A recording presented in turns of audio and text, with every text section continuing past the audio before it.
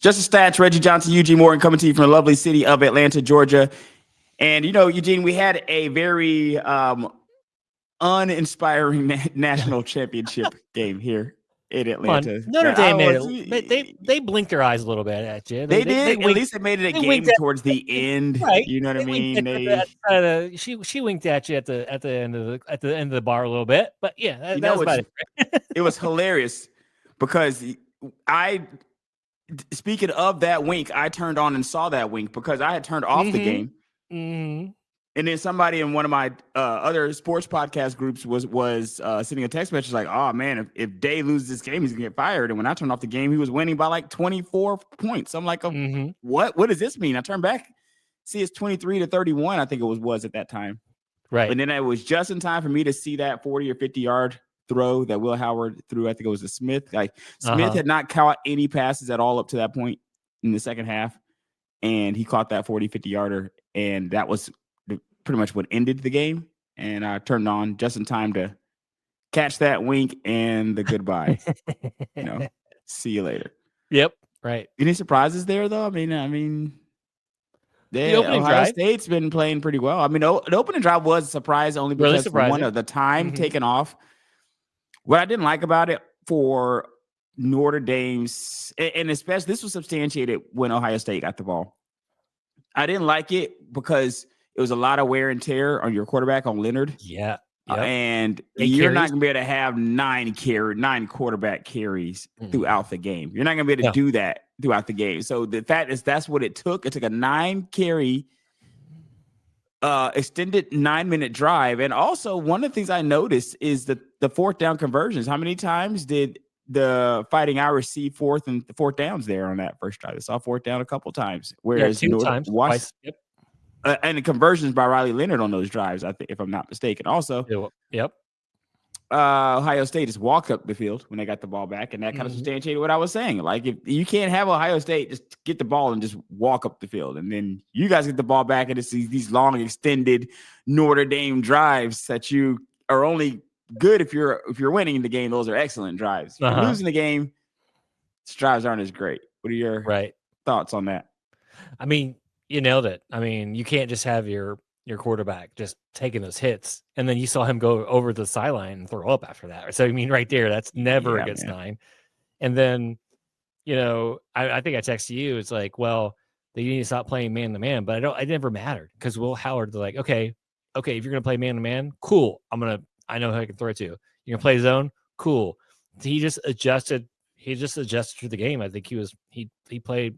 I mean, Chip Kelly called a great game.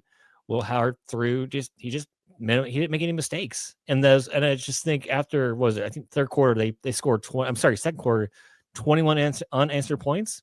That's your ball game right there. That's it. I mean, you're right. They did a little wink in the second half. They made it look competitive, but I just never thought throughout that game. I mean, other than the open drive, I was like, oh, this might be a game. But other than that, Notre Dame had moments, but I would never go like your friends that texted you. I would have been like, let me wait till 5 minutes. And if it's like less than a touchdown, I would have texted somebody, but I never thought Ohio State was in doubt.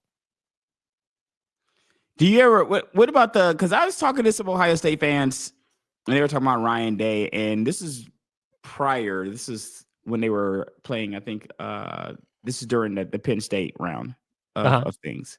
Watched some games with some fans. And one of the things they were talking about was not really liking Ryan Day, even though he was on the verge of going into the college football championship at the time. And upset, he's on the verge of taking your team into the college football championship. And they were more upset about those losses to Michigan, right, than they were winning or getting into the college football playoffs. Or I guess it didn't matter. Maybe that changes now. I think firing Ryan Day would have been one of the dumbest things to do, only because it's still a winning franchise. I understand that, or a winning organization. I understand that you have certain rivalries that we all want, right? We always want our teams to beat certain teams. I want to beat Auburn every time. I want to beat the Saints. These are rivalries that we want our teams to win. But at the same time, if your program is performing, everything looks good here, I don't really see any reason to rock the boat. And I think that Ryan Day doesn't have to worry about that anymore, Right, right. And again, it's the first year of the 12 team, the playoff system, right? So I think we all have to get used to the idea that our team's going to lose late in the season and still make the playoff. I think that's the thing we still got to wrap our minds around and still make a run. Now the seeding, obviously, I think the seeding will be fixed next year because there's no way Ohio State should have been seeded where they were. But so I think that'll get fixed. But it's one of those things because how many times were you just said a great point. If Alabama loses Auburn, it kind of blows your season if you lost a few games before. Because never before it's like, oh, if you lose one game early on, it's great. But if you lose one game later in the season, it kind of messes up your season. So I think you're done. Right. So I think we just got to kind of change our mindset. And that's going to take years because us older college football fans, we're all been knowing, oh man, especially in the 14 playoff, if we lose one, we're out. Like last year is a perfect example with Florida State and Georgia. When they both, or Florida State, I think won. I can't remember what Florida State, but when Georgia lost, we lost to Alabama and we were the number 5 team. So that puts us out of that college, So I think next we just got to we're going to have to change our mindsets going forward when those things happen. Yeah, and I think that we will never know how much trouble these coaches really are in. Some of the stuff is just fan talk, and it gets so rampant that you don't really know if the school ever even remotely thought about firing Ryan Day, the way that the fans will make it seem like he was right there on the edge. 'Cause I think at the time even it wasn't like he was a crap coach. He just lost to Michigan and they weren't having it. They were very pissed. They wanted him out of there. Yeah. And it's not like he, look at the year he lost to Georgia. They were right there. They lost to Georgia on a field goal. And they missed the last second field goal. They were in that game the whole time. And this is probably the year that Ohio State should have beat Michigan. Yeah, for sure. For sure. This should have been like their year, but they didn't do it. Yeah, man.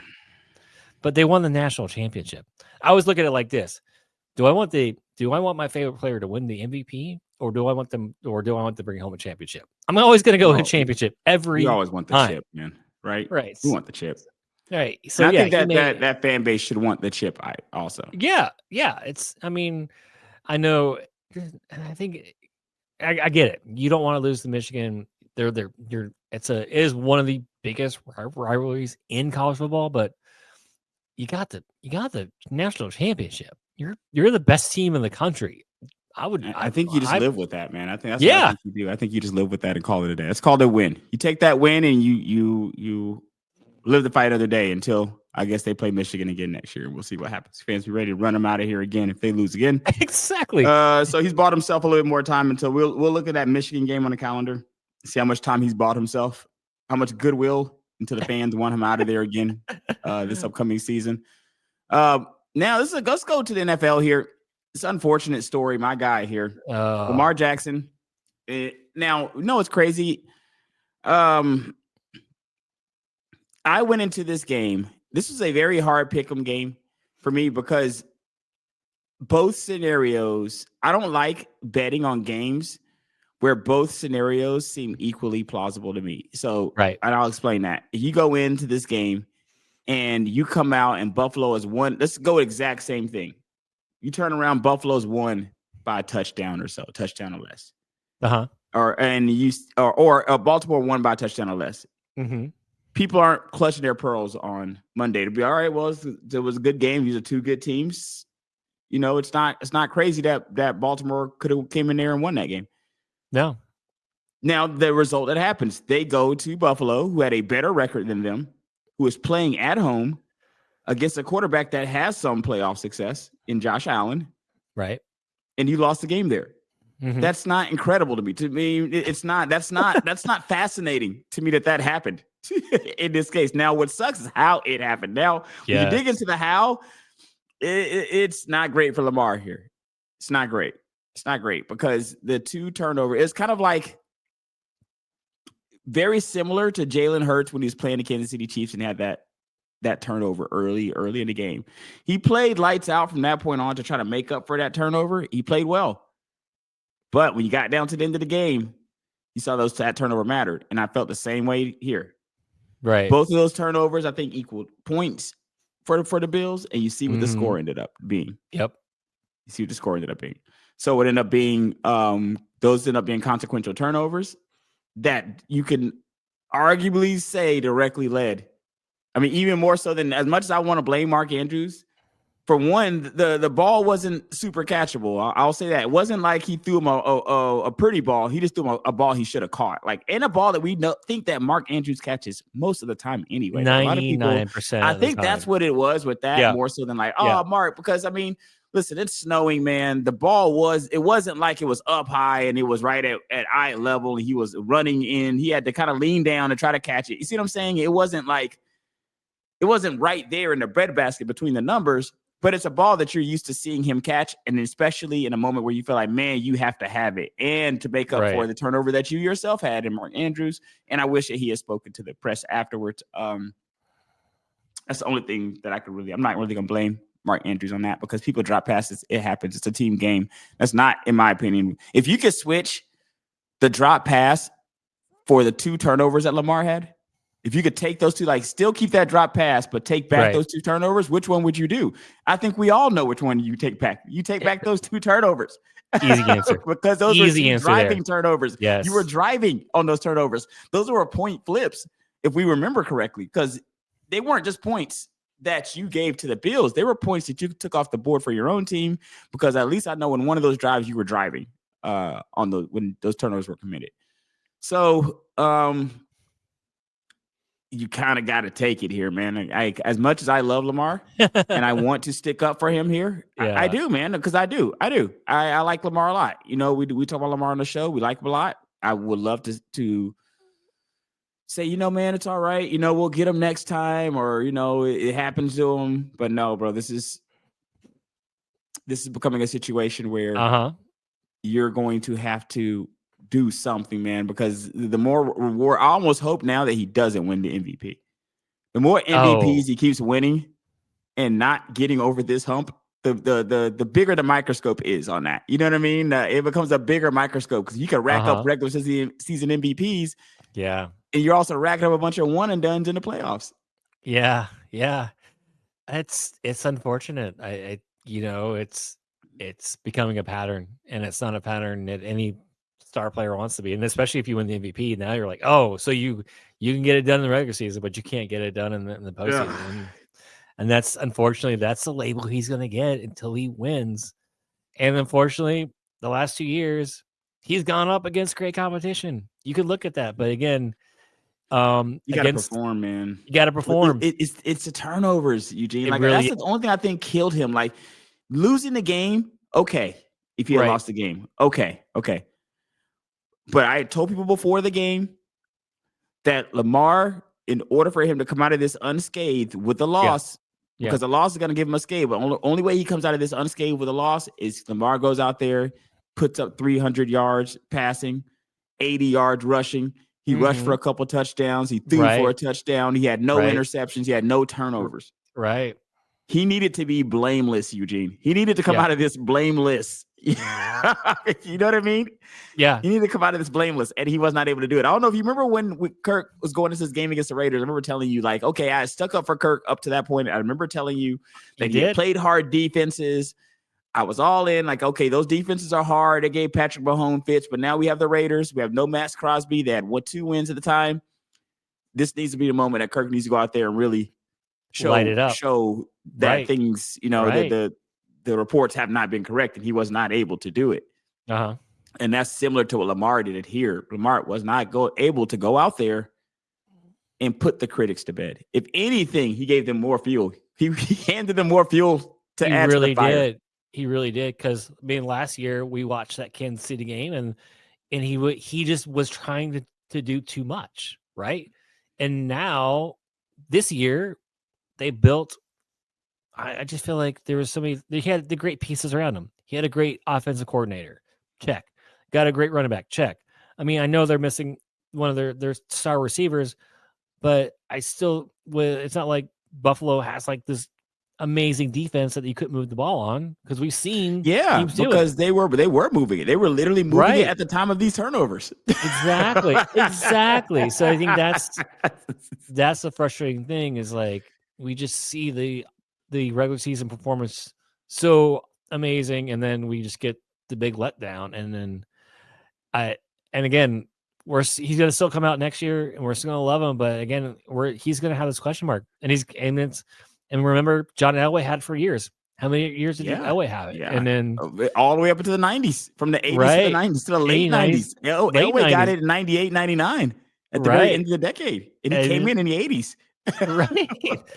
So, and I don't think Lamar has that shelf life because of, because he's an style of play, and this, don't mean don't get me wrong, he can throw the ball, he can still throw it, but if you're taking the element away, what happens then? So I love the guy, but it's just like you said, it's just like we're out of excuses now. We've had it 2 years in a row. You didn't perform.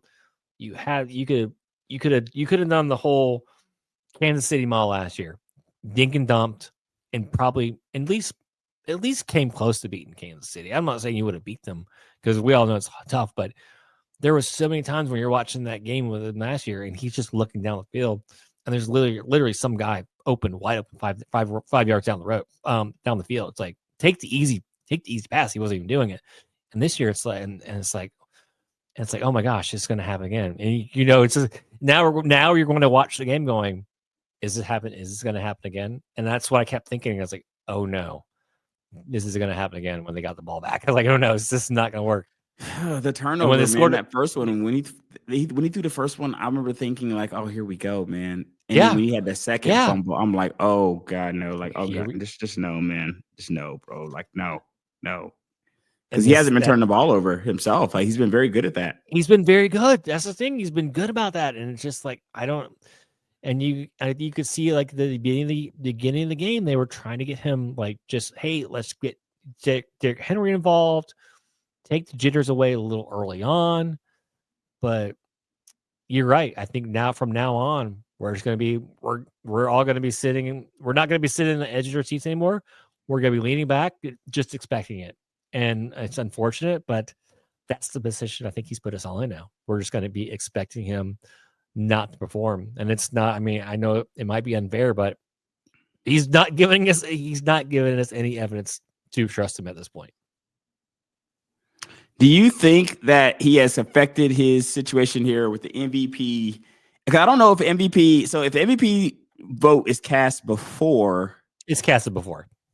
Okay, so then that's what it would have to be. In order for this, that vote would have to be cast week 18, man. Right? Because I think that if you are a human being, which I feel like most of these voters are, if not all of them are human beings, it's almost impossible not to consider a head-to-head matchup between two MVP candidates, right?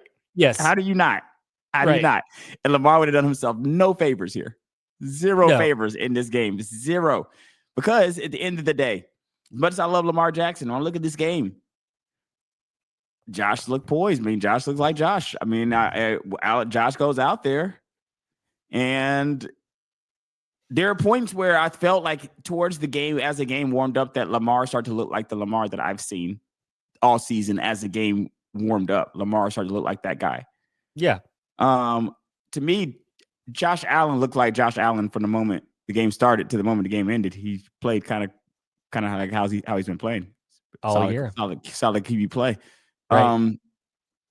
And I don't think he had any turnovers. I got to go look at the turnover. I don't know if did he have any turnovers? I got to go look and see how many turnovers he had. I don't think he did.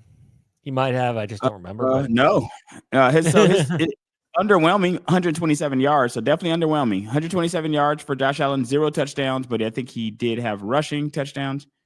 I got to look and see if he had any rushing touchdowns. But I know he had 0 interceptions, which is kind of what you need in these matches, man. The turnover is really what it is, to be honest with you. I remember saying before that if you wanted to sound smart, in football and somebody asked you who's going to win between two teams, all you have to do is pick the team which you felt at the best quarterback, and you're gonna like a genius, because usually that's kind of be how it goes. Mm-hmm. But in this particular situation, I feel like Josh Allen looked like the better QB here to me. Right. On this day, even though the numbers don't look like it, Lamar had a better day. But you can't really say he did with those 2 turnovers, right? If turnovers negate everything, and he had the 2, how he had it, you could say that those 2 really cost you the game.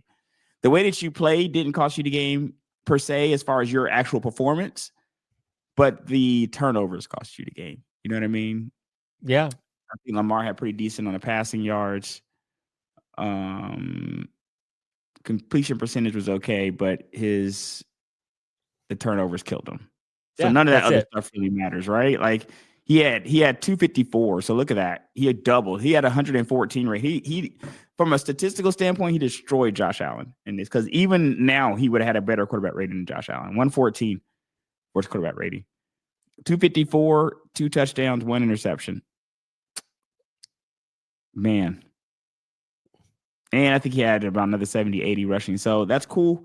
But this just goes to show you how turnovers matter so much, You pick those 2 stats, better quarterback. If you pick the team that has the most turnovers, it's another way that you can look very smart in a game. Look at 2 teams, see which team had the most turnovers. That's probably the team that lost that game. Especially in the playoffs. And that's the thing. You're playing against playoff teams that understand possession. You're not playing a regular season game. You're not playing the Raiders. You're not playing the Saints, right? You're playing teams that have had weeks off, that have been ready to prepare for you and know how to limit what the damage, right? So and like that. So like Allen didn't have a great game, but James Cook did. So it's like, okay, we know how to do. So we're just gonna control the game, and we're gonna make Lamar beat us. And unfortunately, back-to-back years, same blueprint, and he hasn't done it. He's failed. So we just hopefully, I don't know. I just don't know what you do. You've gained all the pieces to him. You've got a great offensive line. You've got a great offensive coordinator. You got your receiver. You got a good one of the best running backs in the history. Going to be a Hall of Famer. I don't know what more you could give the guy to get to the next level. I don't know what else can you do. If you are the actual Ravens yourself, you say, we had everything. It was all here for us here this year, right? The only thing you can do is run it back and hope. The problem is with outcomes like this, and this is why I really hate when these kinds of things happen, is now it doesn't matter if they go 17-0 next year. No. Baltimore can come out and win every single game. Right. And people are going to be looking at you like you're the James Harden, right? You're pretty much James Harden right now. you are. That's what the Ravens are. The Ravens are the James Harden mm-hmm. of the NFL right now. Until they can come out here and show people that they can win in the postseason, nothing they do is going to matter in the regular season. They come out, they go 17-0. Who cares? Lamar passes for 6,000 yards, 50 touchdowns, rushes for another 50. He has 100 touchdowns. He breaks records. We don't care until he wins a playoff game that puts him past the first or so round. Like even getting past the first game or so, it's not going to count, right? We need him to win. He's got to get to the championship game. Yeah. If nothing else. Like, I'm not saying Super Bowl. I'm not, because some people are like Super Bowl or bust on Lamar. I hear some people say it. And some people have heard what all of his accolades say that he's going to need that. I'm just can you take step guy? Like this year, I was looking to see, can you just get to the AFC championship game? Exactly. Absolutely. Mm-hmm. I agree. And it wasn't necessarily when and another thing to that same big win, even if it is a win that happens kind of in that first, let's say in a wild card round or something like that. They play in a wild card game and end up playing a game of that type of nature.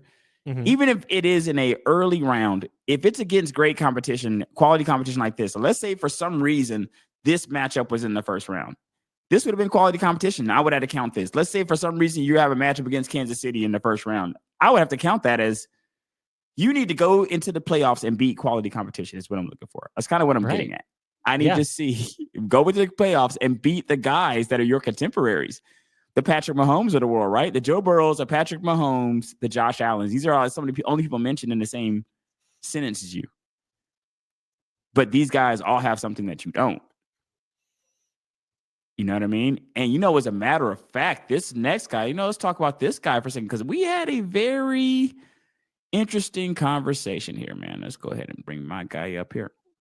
With Jaden Daniels, I'm talking to some people about my guy, Jaden Daniels, who I will love forever because I had him on my fantasy team that I took a flyer out on him, drafted Brock Purdy as my quarterback, but drafted Jaden Daniels late because I thought he was being disrespected, ended up running with him. Now I have some people who are saying, man, I feel like he's better than Lamar now. And I'm like, I don't want to give him that, man. I'm kind of talking to them, we're going back and forth. This is after the game on Sunday. I don't want to give the kid that. This kid's played at least 17 games. Lamar's been here for like 7 years. Let's pump the brakes a little bit before we say he's Lamar Jackson. And as they're arguing back and forth with me, they were like, oh, man, well, he's already got more playoff wins than Lamar. He's already going further than Lamar in the playoffs. And I'm like, oh, my God. I'm like, wait a second. Wait. I think that's right. Like, that is correct. That is correct. He's going to the championship game. His rookie year. 1 game away from the Super Bowl. He's a game away from the Super Bowl. So I'm like, wait a second. If the guy does make it to the Super Bowl, what are the conversations you really have to start having around here? Like, now do you really, because, the whole Caleb Williams, Jaden Daniels conversation I thought was so ridiculously dumb, because that's not, it's such revisionist history. That's not the way people are seeing it. That's not the way people are seeing it. Caleb Williams was a first round draft pick, was the first pick overall for like 2 years. Easily, yes, right? Was. It's always funny when you get to these guys later and they pick a second, third guy. Say, oh, like Josh Allen when Josh Allen. People weren't checking for Josh Allen like he is now. You know what I mean? People were checking for Lamar Jackson more than Josh Allen was at the time. So at least from a notoriety standpoint. So to say that now you look back and, we should have changed Jaden Daniels over Caleb Williams. Okay, that's great, but that's not the way it went. And it's kind of the same thing with Bryce Young and CJ Stroud too, to be honest with you. Bryce Young, number 1 pick for a couple years when he finally got there to the draft. Right. But though, if he's able to get them to a Super Bowl, you have to start looking at, whoa, man. I mean, even though I don't think the draft talk is still valid in the sense you can't have revisionist history, I do start to think about like, well, maybe the comparisons become more valid. Some people are thinking like, well, he might be a better quarterback than Caleb Williams. And I wasn't even entertaining that. I'm like, all right, well, we'll see, because they went to 2 totally different situations. One person went to Cliff Kingsbury. You know what I mean? And went to a coach that went to an offensive coordinator that was a coach himself. Right. So the other guy goes to a team that has never had a 4,000-yard quarterback ever. So, you guys didn't exactly go to the same situations. So I hate that comparison. But I do think that, of course, rookie of the year for sure. Oh, absolutely. There's no doubt. But besides just rookie of the year, what are we seeing here, man? Are we seeing a guy who you think may have a chance at being that better than Lamar Jackson guy? I mean, stat-wise, he has my favorite stat. My favorite QB stat is accuracy, man. He's an accurate quarterback, and he has that accuracy. That's why I got him on fantasy team to begin with. I love that accuracy, man. Yeah. And it's proven that he still has it. He's an accurate quarterback. What are your thoughts on is he best rookie ever? Is he on the verge of being the best rookie ever? If he goes to the Super Bowl and wins it, is he the best rookie? Where we at? If he goes to Super Bowl and wins it, I mean, I mean, we can start having that conversation. I mean, I can't remember a rookie quarterback just coming in and taking a team straight to the Super Bowl. I mean, I don't think it's ever happened. maybe he's a part of the success. He's a pivotal part of the success. He's not just along for the ride. You know what I mean? Right. And they did the same blueprint. They did the opposite blueprint, right? That Chicago did. They brought him in and they built a line around him. They got a good coach around him. And let's just say that's the great thing about Dan Quinn. Dan Quinn's a defensive guy. You know what I'm not good at? I'm going to bring in somebody that's good at offense. You know who's good? Cliff, who's been around in those things. And it's like, oh, and it's just like you could see those things. And they brought some weapons in the defense. You know, they upgraded the defense throughout the year. So their team was really good. No, I mean, I did not see that Detroit thing coming, but The difference between him and Lamar, and I don't know if it's a rookie thing, maybe it's a young guy thing, maybe it's a cocky thing. Daniels plays with no fear. He plays with absolutely no fear. I don't know if it's a coaching thing, but I just feel Maybe like it is a rookie thing because you got to think they have no expectations. They no don't have any expectations expectations. for that team. They have zero Right. expectations because Right. you are coming into a team that was a dumpster fire with the previous owner. Oh my Everything's gosh. kind of turning over. You had to change your name. It's kind of like in Atlanta when there's a bad apartment complex or street, they just change the name of the street or the complex. You know what I mean? And that's kind of what was happening with the Commanders. Like it was so terrible with the ownership, and they just like, let's just go ahead and do what we're going to change the name. We're going to do a complete overhaul of everything here. We can get rid of a lot of people. Bring in new ownership, bring in new management, new leadership here from a coaching standpoint, coordinator standpoint, and I think it's paid dividends for them. Right. I brought in Lattimore, and Right. Daniels proved to be that guy. And now when you look at Daniels this year, stat-wise, 35, 68, 69. Now, here's my favorite stat, 69%, man. Woo! 69% on the completion percentage. And that's through the playoffs. That's pretty much every game through the playoffs. Yeah. Yeah. 35, 68, 25 touchdowns, 9 interceptions, 100 on the quarterback rating. His rating in the Detroit game, he was 71% in the Lions game for 299 yards. He was 2 awesome. touchdowns, He was amazing. 122.9 rating. Like In your house, came to your house and tore you new one in your crib. Yeah. How's that? How about that though, Eugene? Like handling business in your house. That's I mean, you got to be happy with what you're seeing here in Washington. I felt like halfway during the season, you were already excited. I think there are a few of these teams that you should be excited about because you do have a budding quarterback, and maybe we'll do another show on that. This class of budding quarterbacks proved to be pretty good. I mean, I like that. Let's think about this. You have 4 teams that could have franchise quarterbacks. You have Drake May with New England. Looked much better than I thought Drake May was going to look. He looked much better with them. Bo Nix looked like much Josh better. I had Allen zero respect for Bo Nix. Zero respect for this guy coming out of college.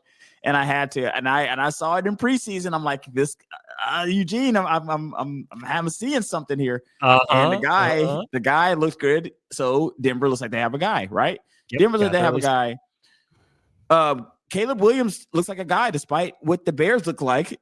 Caleb Williams looks like he's a guy. You just got to see if the Bears can just not screw it up, you know. But Caleb Williams does look like he at least himself looks apart, and Jaden Daniels looks apart. And if you want to really count 0.5, if you want to add Bryce back in there, right? If you want to add Bryce back into the fold, I would also add, maybe look and say, hey, we might have a guy here now. He looked good. Looked good at the end of the year. He looked confident. Like there's that pass he threw against us. I'm not gonna say against us because he did, where he threw the ball and he turned around. He did like I love this. The Steph Curry is infiltrated in the NFL. Like he turned around, he threw the ball, and he like did like this, like touchdown. Yes, man. He put his hands up. He already knew. He already knew his score. Yeah, he knew it was a score. Yeah. And sure. I'm gonna add Penix to that list. I think Michael Penix, for where we took him, is showing a little glimpses. Like, hey, at least we know where we got to go. At least, like you said, every single one of those teams you mentioned have something going forward, and they're not looking to the draft.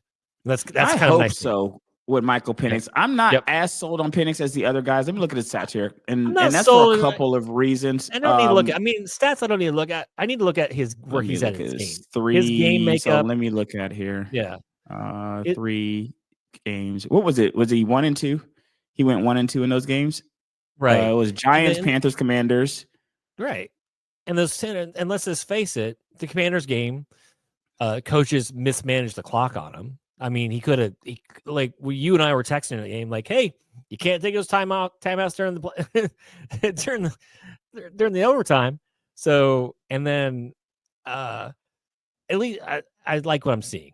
That's what I'm saying. At least he's looked better. I have hopes. We have hopes. But if I am keeping it a buck, here's why I cannot add him to the other guys. From keeping it a buck.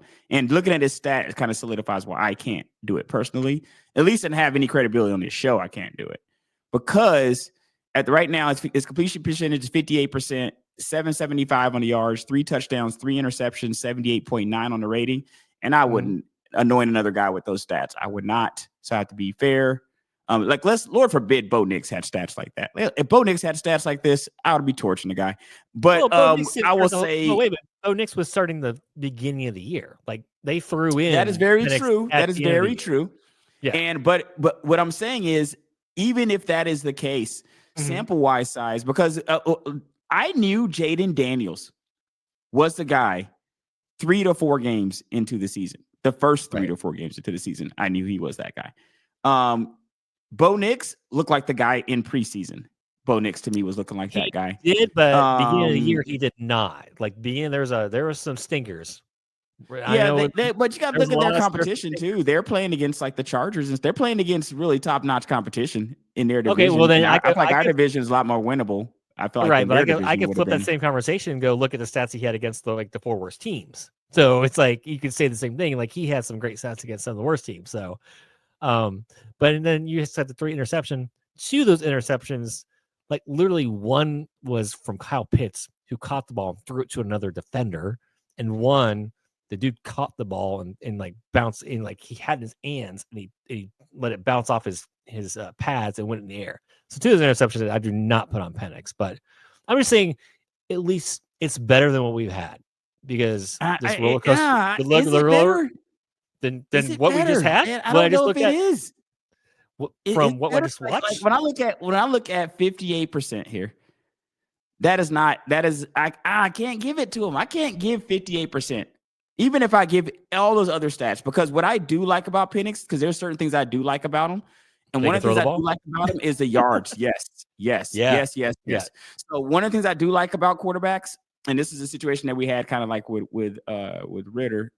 Let's go ahead and share their stats here. This situation we kind of had with Ritter was I had a problem with feeling like no matter what Ritter did, he was not a quarterback that could air out like a Kirk Cousins type, right? And then when Kirk Cousins got back in the game, it was more so like a mobility standpoint. But I can't listen.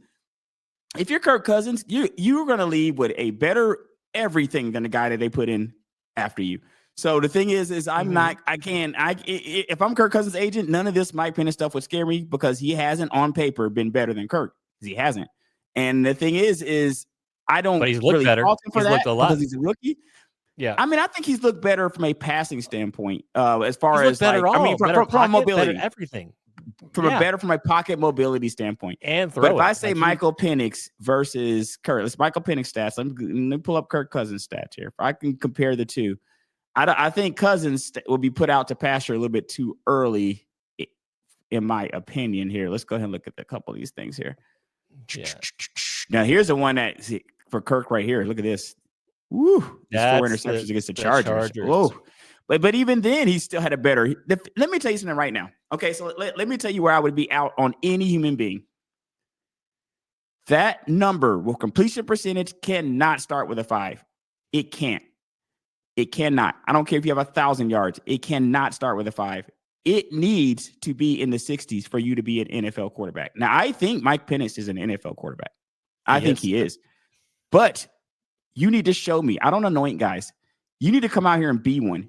And then come out here and have me talk about the stats you have versus me talking about the stats I think you can have. Because I'm looking at Michael Penix. I'm looking at Penix and thinking that he could be better than Kirk, but he's not better than Kirk on paper. He's better than Kirk, maybe an eye test moving around the pocket. But when you look, absolutely. I can't say that Kirk would have lost those games that Penix lost. I can't say that. Kirk left 7-7. I can't say that because I can't just give a guy a win because of the eye test.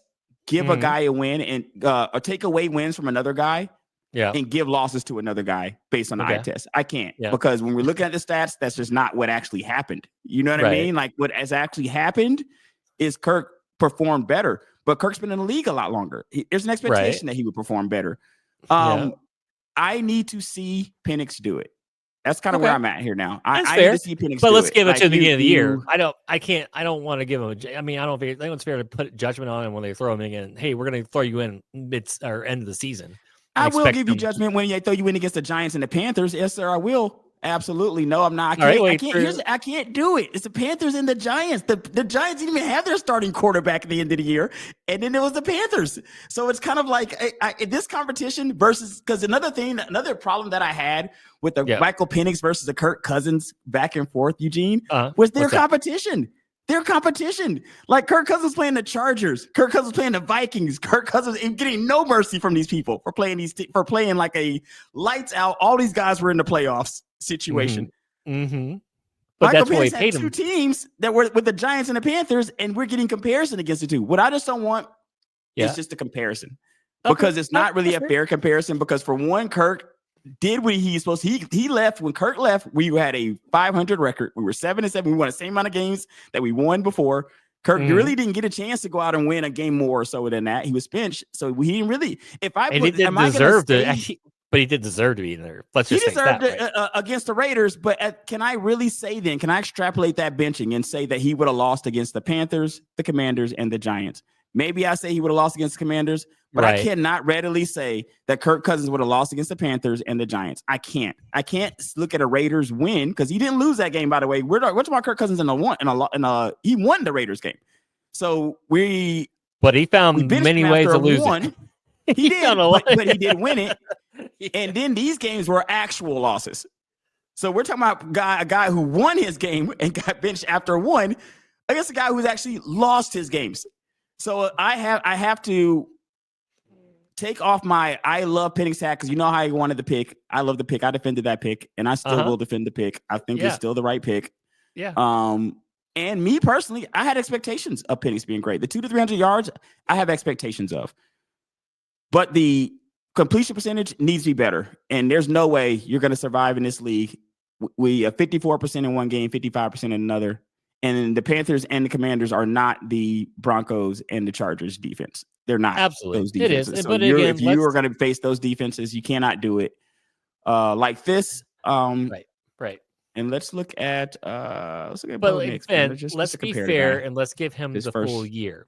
Let's give him the full year being behind there. You can't expect the guy to come in late in the season. He hasn't taken any first steps with the offense and just come out there. Nobody. I mean, you're expecting a miracle from somebody to come out there. Well, I wouldn't necessarily a miracle, because it is the Giants and the Panthers.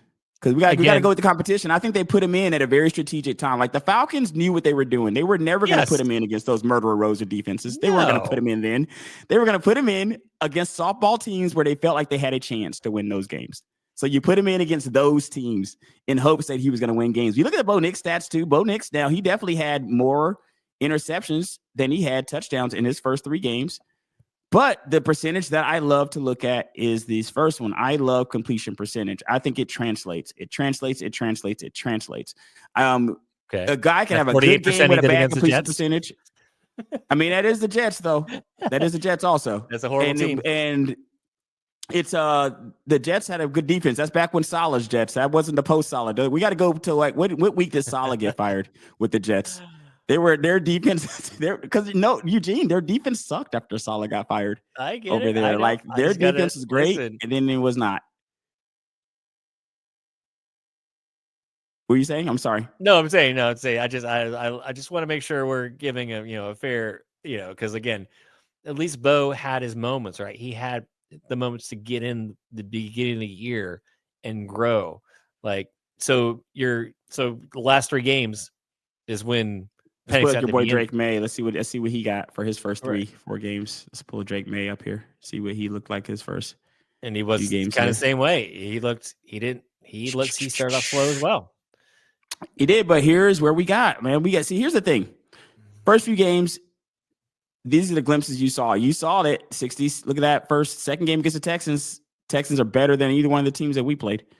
And the Jaguars. Oh, I don't know about that. All I'm looking for. You don't think the Texans aren't better than the Panthers or the Giants?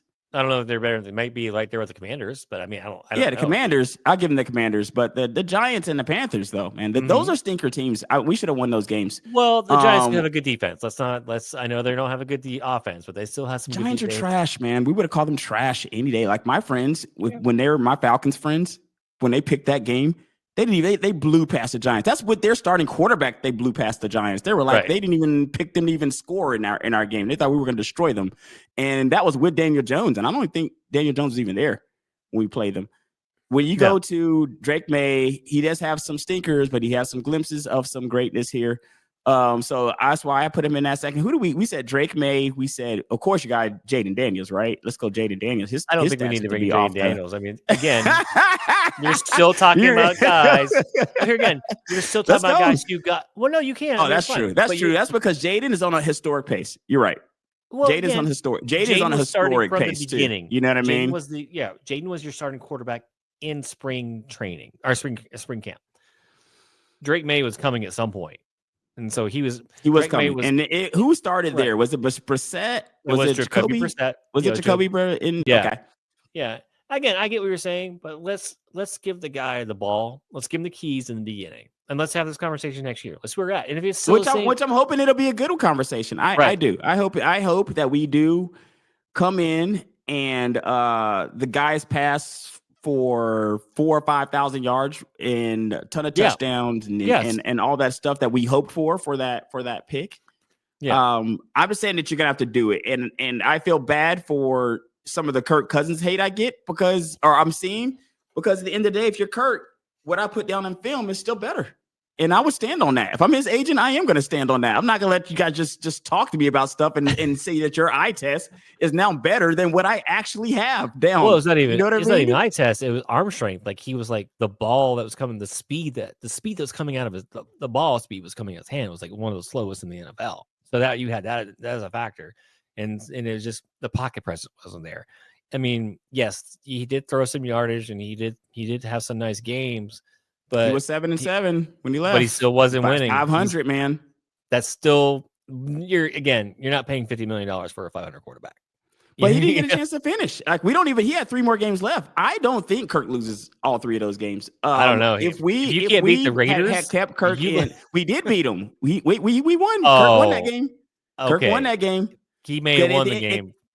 But that is because on paper, Eugene, that's what it's going to say. Like when you look at it on paper, like when it says wins and losses, because it becomes such an unfortunate thing for quarterbacks because if teams like a guy, right?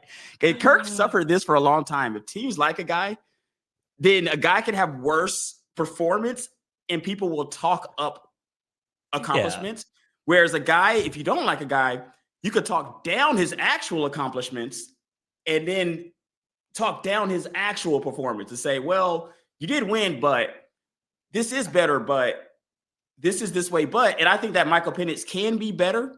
And I don't knock the Falcons for doing what they did.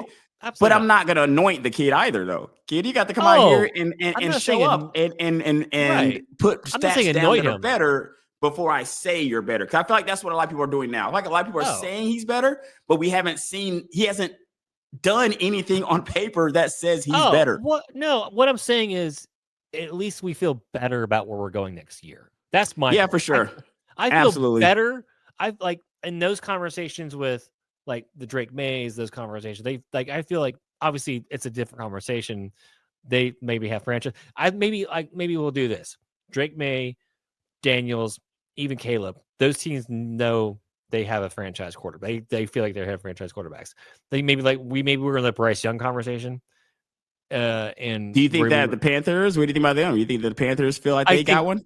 I feel like that's where. So maybe we're in that same conversation. Like we both feel like we got maybe Bryce is a little higher because you could see a little more, have more of the. I see a little bit more because Bryce does have more of the sample sizes. But at least I guess for me, I feel good about going in next year. Now again, if it all flames out, then we can reconvene. Just from the few things I saw him do. Again, we've seen this before, right? Guy looks good, but he did look good against some competition. I just want to see him. I think he's going to be good. I hope so. I'm right there. I'm hoping. I hope he does. So, man. I think so. Like when my friends who were saying, because I did have friends hit me up like, oh, we got something, but a lot of them were super haters, so I can't really listen to them because a lot of them were like, oh, you just drafted a left-handed Ritter and they never watched a guy play. I'm like, if you ever watched him play, you knew that he wasn't a left-hander. You knew he wasn't Ritter if you ever watched him play. You know what I mean? So it's kind of like, so I was happy to see Penix prove those people wrong. That's something that I was excited about because I watched him play. But at the same time, I watched you play. I expect you to perform. We drafted you. I expect the things that you're doing is expectations. You know what I mean? Because when we in Washington, this is exactly what your game was. This is what your game was. You know what I mean? You were throwing that thing all over the field in Washington, and that's what we expect to be happening here in Atlanta. At least that's what I expect.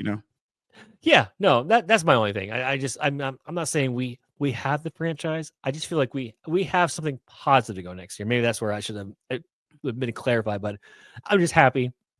I mean, I wanted it to work for Kurt. You and I were so over the moon when we signed him, and I was kind of disappointed that he just, and maybe I think NFL teams have learned a lesson. Don't sign a guy who just comes off Achilles injury, like the Aaron Rodgers and Kirk Cousins. Maybe just don't sign those guys. So, but no, I'm excited. I was excited for that. I was disappointed it didn't work out, but I mean, now we look so much smarter taking that Penix in that first round. Man, I felt we had to do it. Like I don't know why people got mad about that. I was excited about it because Kirk, as much as I didn't mind having Kirk, he's an older guy. Like we didn't, and we had Kirk on a short deal.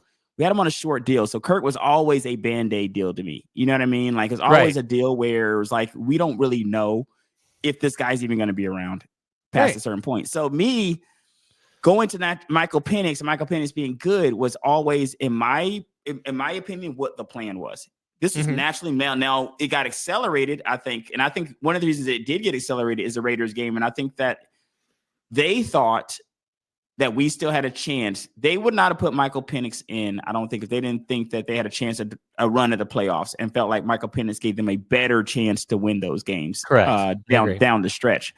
So they made that decision. But I don't think that the decision paid off because it didn't. And I don't know if it would have. Like, you see what I'm saying? Like, I don't know that you made the right decision because it didn't. Yeah, because it didn't pay off. And when the guy that you benched didn't have a losing record. So I can't say, you see what I'm saying? I can't just give him one. So it's like, I don't know if that would have worked out. I think that I understood the move. Don't know if I would have made the move. I would have had to probably been losing for me to panic like that. And they should have made it. If they really, honestly, they should have made it after the Denver game. I mean, if you're really looking at it, like if you're really going just from the performance of what he looked like. And again, I know Denver, I know Bo Nix, that was like he had the game of his life. But if you're literally looking, like Bryce Young did too, man. We had a few teams like they had the game of their lives against us. That's a core Atlanta thing that me and my friends have talked about for a very long time. Will Levis did it to us. Dobbs did it to us. Like you have teams throughout the years of different coaches, different generations of Falcons teams where guys would come here and have the game of their life against us. And it happened to us a few times this year. And you're right. He was putting up stats, but if you looked at the box score, like, wow, Kurt did a great job. But if you watched him, it's like, it just didn't look like the Kurt we've seen a couple of years. Again, still coming off the Achilles. Maybe next year, wherever team he goes with. And I know he's still contemplating his future, so he may retire from. He should come out and play. He should play, in my opinion. He really should. I mean, because he. I'm looking at what he did here this year. No, he should play. Let me look at his stats here. He should definitely be like completion percentages, 3,500 yards, 18 touchdowns, 16 interceptions, which is what killed you. Your fumble losses are what killed you. If Kirk fixes two categories, and here's another reason why I was not as down on Kirk as a lot of people were, because if Younghoe Koo makes two of those kicks, we have a winning. We're two more wins. We have Younghoe missing kicks cost us 2 wins that I felt like people got amnesia for when they're watching Kirk play against the Raiders, and all of a sudden people can watch games sometimes, and forget about how close things really could have been if certain things would have changed that have nothing to do with the guy we're discussing. You know what I mean? Yeah, the Chargers game is a great example. I mean, that was probably one of the some of those were right there. Some of those were right. Some of those were right there. You see what I'm saying? Like he missed those kicks and they were right there. And if you had made those, Kirk then doesn't get benched because they're not going to bench him with a winning record. We get a chance to see if he wins one of the two of those games. We get a chance to see if we get to 9 or 10 wins. You see what I'm saying? And looking at the percentage, looking at the production that I see that Kirk gave the Falcons, 66.9 completion percentage, phenomenal. Mhm. 3,500 yards, didn't even play. 3,500 yards in 14 games? Yep. 18 touchdowns. He just needs to fix the interceptions and the fumble. Yeah. If he has a few less in both of those categories, we're discussing a guy that people would feel like we should be put out the pasture as like a bum. But if he fixes 2 or 3 less here, 2 or 3 less in another category, he becomes like a mid to top tier quarterback. Right. And a lot of it was like he was just, and you watched him, he was just holding on to the ball too long. And I don't know if it was Some of it looked like Russ in that beginning of the season. It looked like Russ, man. It didn't look good to me. It didn't, but it came back. It's like he got it, and then we're like, oh, you feel like he got over it. Like he had that stretch where he looked really good. I feel like you're allowed bad games, man. I don't know that we've allowed him to have them because he's had 3 games here with less than 200 yards, 112, 173 against the Broncos, and 155 with the very first game against the Steelers. And it's the Steelers, but I'm going to give him the less than 200 there. Right. The other games like 230, 240, 500, 270, 340. When you're looking at the numbers, right? A lot of times that's not going to be the reason you lose football games. No, but those 18, those interceptions will be though, and those fumbles will be as well. Yeah, it's the middle of the year where he looked really good in those last couple of games. He just looked, But again, like you said, even the Charger game was probably like his worst. I think when we're looking at statistically wise, was his worst games. If Koo just kicks the ball, because that was like one of our best defensive games. Which again, like you said, great point. Quarterback going to have your stinkers, so you're going to need your defense to come through. Shockingly, that was one of the games they did, and we just need our kicker to make a kick, and he did. And that's so you're right. If we make that, he makes the Falcons had the most game. missed kicks. Did you know that the Falcons had the most missed kicks? The Falcons. So I saw a stat that a friend sent me. He said the Falcons had the most missed field goals, 12. Those 36 points could have changed the world for us. Even let's say let's go to half of those points because you're not gonna make every field goal you kick. All right. So let's say that our field goal kicker sucks and he only makes 50% of those 12. You know what I mean? And now we got those 18 points can make a big difference. Absolutely. Those 18 points can make a massive difference for you. And this is what I'm talking about. A lot of times when people want to throw certain players under the bus, when you look at the totality, sometimes the stats don't tell an entire picture, but when you're looking at it, certain things on certain players, you have to be really good to possess it. And maybe that's why I'm so high on Jaden Daniels, because when I look at how high that completion percentage is, it is fascinating to me. It's what made me love Lamar Jackson. When you're looking at how high those completion percentages are, this is a guy that's going to be around, can be around for a very long time in this league. I never get sold on when you had guys like the Tim Tebow's of the world back in the day, and their completion percentages were hovering around the 50% and stuff like you're no matter. It doesn't matter that you're winning games. It doesn't matter how you look. Your completion percentage is so abysmal that it's hard to see you staying in this league. You know what I mean? Even if you're putting up numbers in other places and you're a popular guy and stuff like that. Yeah. So yeah. I do think it'll chance. I do think he's going to Kirk will get an opportunity. I don't think he's as bad as people are saying he is. No, he's going to get a Russell Wilson. I do think that Penix was always going to be the play because of just the age, right? Like he was always going. This is always the way this was going to go. Yeah, it just went early.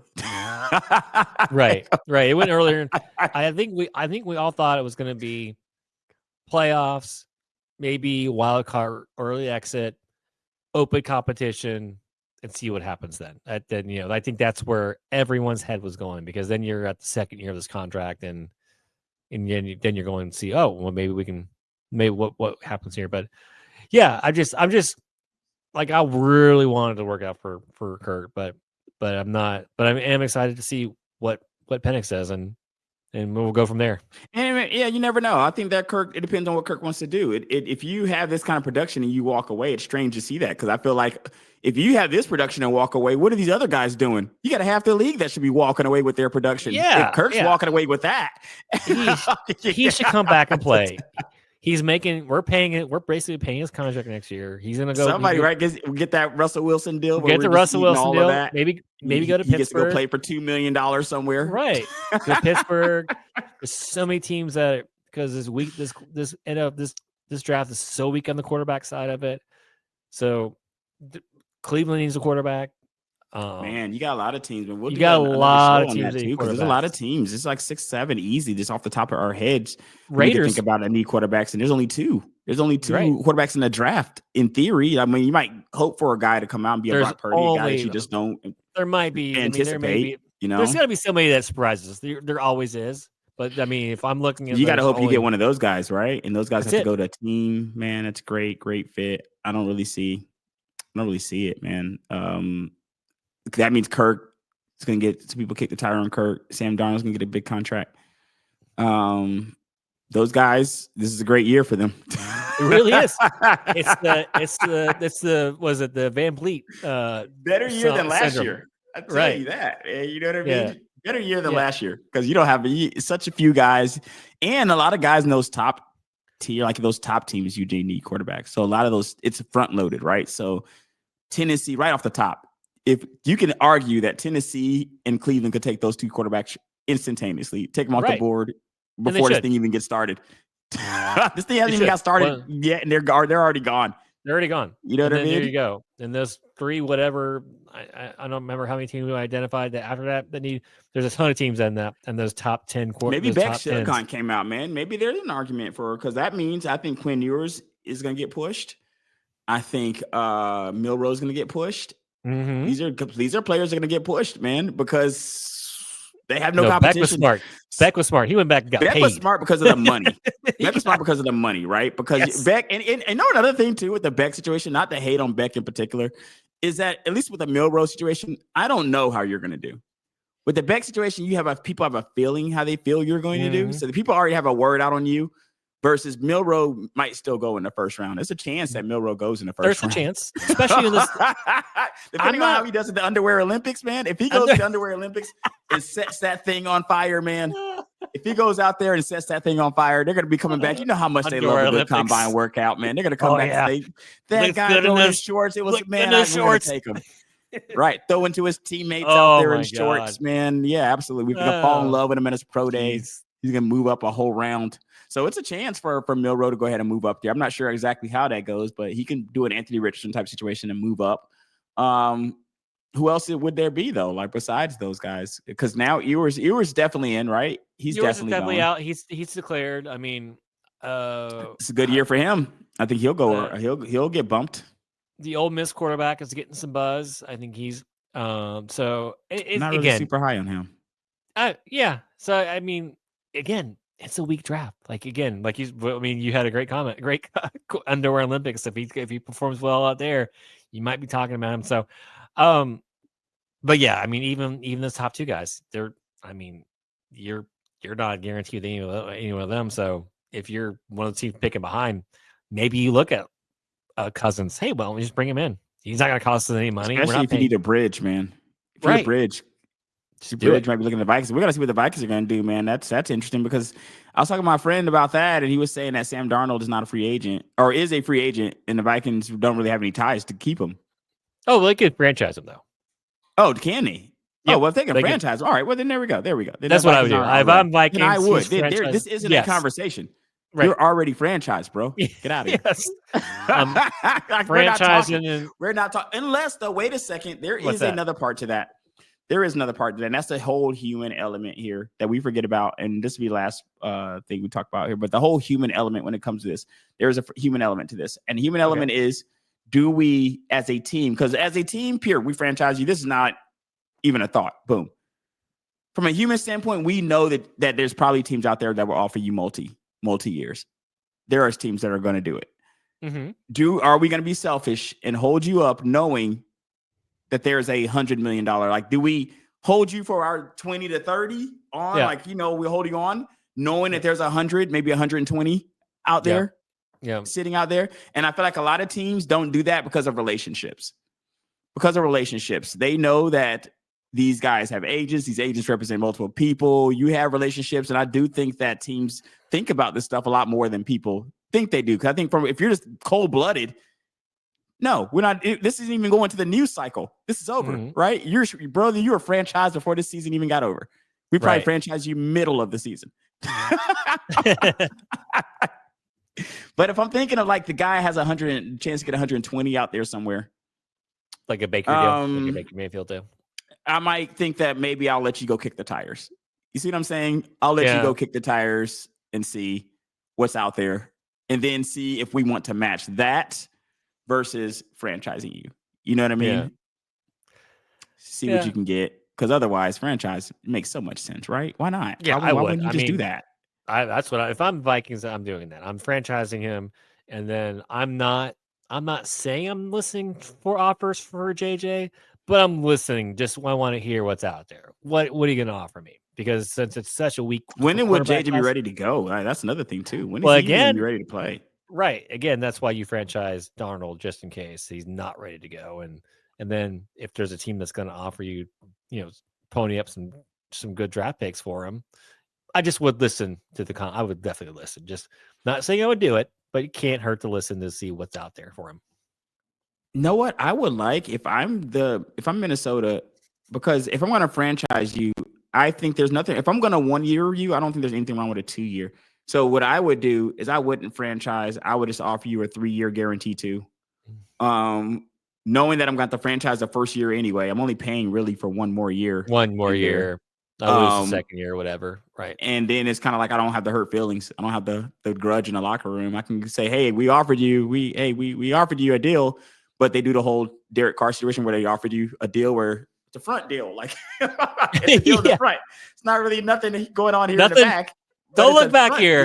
Nothing here to look at. You got 2 solid. You got 2 solid seasons. Right. Which since you had a franchise year anyway, you got 1 solid season added to the other season you got here. And if we get the kid McCarthy's young enough to sit for 2.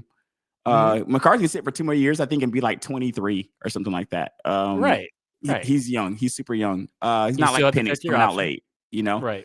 So I think you have options with that, but the franchise does create an interesting situation. That doesn't make it as clear cut as I thought. If you can't just walk, that means that gives the Vikings at least a bargaining chip. You know what I mean? Where they can't just, and I'm definitely going to use that.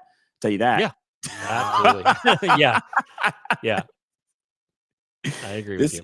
Is Just the Stats. Check us out: Stitcher, iHeartRadio, Google Podcasts, Apple Podcasts, Spotify, wherever you find your podcast. See you next time, ladies and gents.